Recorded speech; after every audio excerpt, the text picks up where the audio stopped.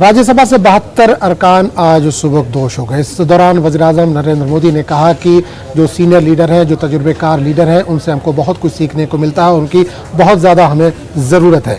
तजुर्बेकार की ताकत काफ़ी अहमियत की हामिल होती है। मैं रिटायर होने वाले राज्यसभा के मेंबरान से कहूँगा कि वो फिर आए, ये पीएम मोदी ने कहा है। रिटायर होने वाले अरकान में कांग्रेस के Anand Sharma, A K. Antony, BJP leader Subramaniam भी शामिल थे।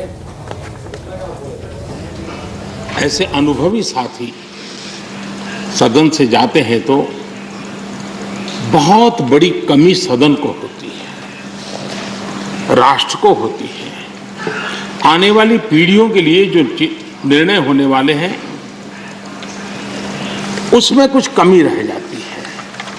और इसलिए जब अनुभवी लोग जाते हैं उनके लिए यहाँ बहुत कहा जाएगा, लेकिन जब अनुभवी नहीं यहाँ है तब जो है उनकी जिम्मेवारी जरा और बढ़ जाती है।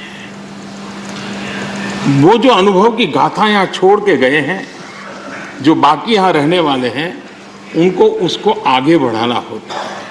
और जब वो आगे बढ़ाते हैं तो सदन की ताकत को कभी कमी महसूस नहीं होती है।